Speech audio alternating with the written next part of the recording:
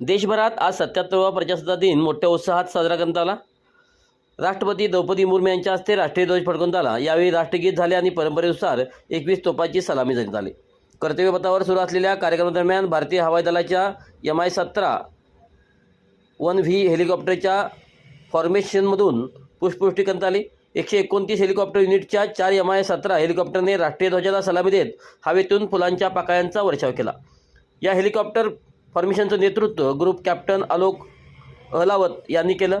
European संघाचे प्रमुख पाहुणे उर्सुला यांची पोस्ट चर्चेत।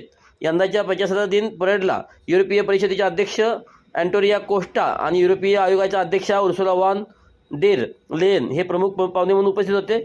उर्सुला वॉन डेर यांनी सोशल मीडिया प्लॅटफॉर्म Xवर पोस्ट करत म्हटलं की प्रजासत्ताक दिनाच्या सोहळ्यात प्रमुख पाहुणे म्हणून उपस्थित राहणं हा माझ्यासाठी सन्मान आहे। भारत हा जगाला अधिक स्थिर, समृद्ध आणि सुरक्षित बनवत आहे।